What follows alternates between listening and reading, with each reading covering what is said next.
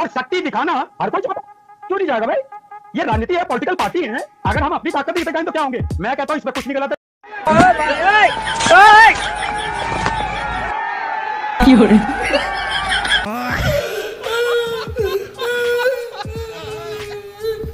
Police के अधिकारियों ने बाकायदा लाउड स्पीकर पर इस बात का अनाउंसमेंट किया कि आप लोग 30 लोग तय कर लीजिए जो ज्ञापन देना चाहते हैं, हम आपको चुनाव आयोग के दफ्तर ले जाएंगे। चुनाव आयोग ने कहा कि 30 लोगों को अनुमति है, आइए हम स्वागत करेंगे।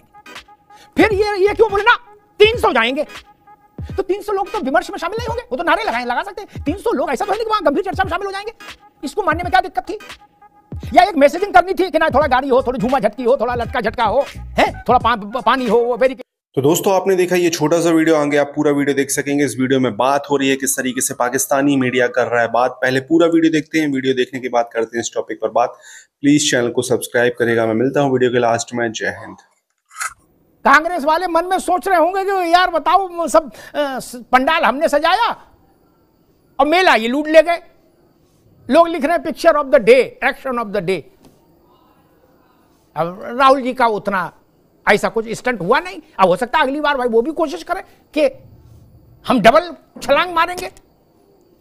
एसआईआर का मुद्दा, इससे एक लाभ तो हुआ, ईवीएम की जान छूटी नहीं, वरना 10 साल से ईवीएम का कलेश चल रहा था। ईवीएम की तो जान छूटी, वो तो पवित्र हुई।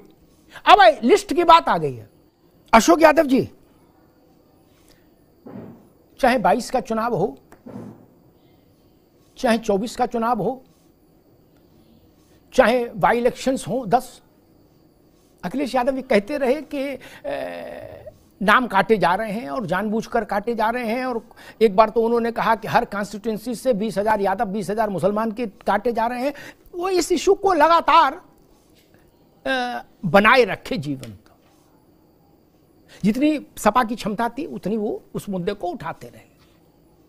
लेकिन तब कांग्रेस ने कभी ऐसा नहीं कहा कि चलो हमारा हाथ पकड़ो या हम तुम्हारा हाथ पकड़ें और आओ इस मुद्दे को बड़ा कर दें। क्या अखिलेश जी खुद ही अपना जो कुछ कह पाए सो किए। फिर अचानक से कांग्रेस ने इस मुद्दे को अपने हाथ में ले लिया और उसके इकोसिस्टम ने देश भर में प्रचारित किया कि क्रूसेडर राहुल गांधी हैं, वो योद्धा हैं इस मसले के। अब उनके पीछे देखो सब पूरा देश खड़ा हो गया, क्या अखिलेश यादव, क्या तेजस्वी, सब। जबकि ठीक कह रहे नावेद शिकू, इस लड़ाई में पिछले 3-4 चुनावों में अखिलेश जी का एक ही भाव रहा, एक ही बात रही कि भाई वोट ही नहीं पड़ा, वोट ही नहीं था, तो वो परिणाम तो ऐसे आएंगे। वो आज भी लखनऊ में विधानसभा में उनके लोग वही चार्ट दिखा रहे हैं, कुंदरकी का ग्राफ, रामपुर का ग्राफ, दिस ग्राफ, सब कैसे वोट हमारा गड़बड़ हो गया टाइप का। लेकिन कांग्रेस ने उस वक्त कभी आपके कंधे पे हाथ नहीं रखा। नहीं, कांग्रेस इस मुद्दे पर अपना स्टंप लगाकर आई बाहर, जैसे राइटली कहा नावेद शिकू ने, जैसे जातिगत जनगणना पर उसने कहा ना ये मेरा चाइल्ड है, बल्दियत में मेरा नाम आएगा तो मैं बाहर आऊंगा। ऐसा भी दिख रहा है कुछ थोड़ा थोड़ा। अशोक जी, अमिताभ जी, एक कहानी बड़ी छोटी सी है, 10 सेकेंड की। जंगल में आग लगी थी और चिड़िया अपने चोंच में पानी भर के जंगल के आग में डालने का प्रयास कर रही थी। किसी ने कहा कि क्या कर रही हो, इससे तुमके पानी से जंगल की आग बुझेगी।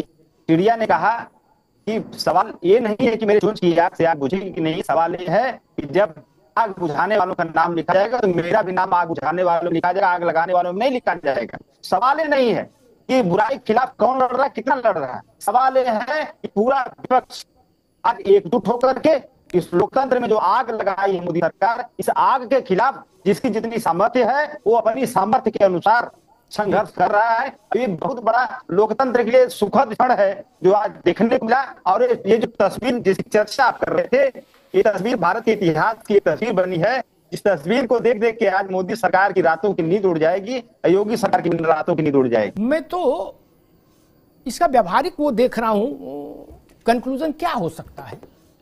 मान लीजिए धरना भी चलता रहे, प्रेस कॉन्फ्रेंस भी होती रहे, टीवी पे डिबेट भी होती रहे, लेकिन कोई तो व्यवहारिक पड़ाव आएगा इसका समापन का। हर मुद्दे का आया, इमरजेंसी का भी आया, उससे बड़ा मुद्दा थोड़े देश में कोई दूसरा आया लोकतांत्रिक जीवन में। 2.5 साल में वो भी निपट लिया मामला सब। 19 महीने इमरजेंसी रही, उसके बाद 2.5 साल सरकार रही, जनता पार्टी की बात खत्म हो गई। मैं समझना ये चाह रहा हूं कि आपने आज प्रदर्शन किया, कल भी करेंगे, परसों भी करेंगे, नरसों भी करेंगे, ठीक हो गया प्रदर्शन। लेकिन जिनको बिहार में चुनाव लड़ना वो तो प्रदर्शन नहीं करेंगे, तो फिर चुनाव के चुनाव लड़ेंगे। ममता जी को लड़ना है, उसके बाद अखिलेश जी को लड़ना है, उसके बाद तो धरना तो देंगे नहीं, तो चुनाव लड़ना पड़ेगा। अपना प्राइवेट चुनाव आयोग बन नहीं सकता, नहीं तो मालूम बना ही ले प्राइवेट जेट खरीदा जा सकता है उड़ने के लिए, लेकिन प्राइवेट चुनाव आयोग तो नहीं बन सकता ना। बोले लाओ ससुर अपने बना लें, कहां चक्कर में पड़े, मिलने का समय मांगे, अपने बना लेंगे, 4 लड़के बैठा के, ऐसा तो संभव नहीं। फिर क्या होगा, एक। और दूसरा राज भाई, एक तो ये प्रश्न फिर क्या होगा, और दूसरा मेरा प्रश्न ये कि चुनाव आयोग ने 30 सांसदों को कहा कि आप आइए, मोस्ट वेलकम। दिल्ली पुलिस के अधिकारियों ने बाकायदा लाउड स्पीकर पर इस बात का अनाउंसमेंट किया कि आप लोग 30 लोग तय कर लीजिए, जो ज्ञापन देना चाहते हैं हम आपको चुनाव आयोग के दफ्तर ले जाएंगे। चुनाव आयोग ने कहा कि 30 लोगों को अनुमति है, आइए हम स्वागत करते हैं।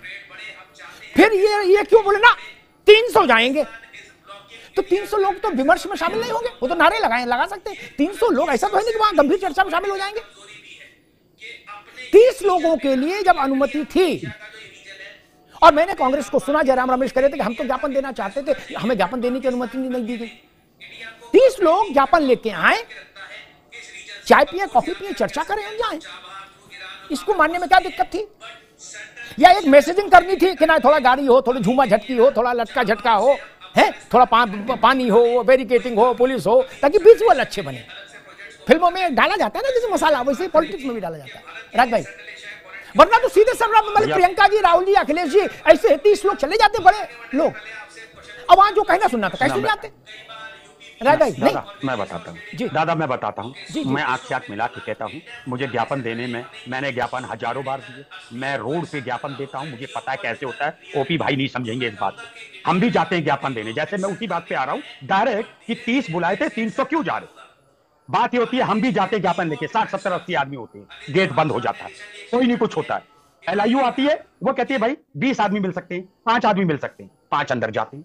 क्या चुनाव आयोग ने यह कहा था 300 रोड में नहीं चल सकते? और 300 वो जो आधे भारत का रिप्रेजेंटेशन कर रहे हैं, 300 वो लोग थे, ये कोई अहरे गहरे नहीं थे, मेरे और ओपी जैसे छोटे नेता नहीं थे।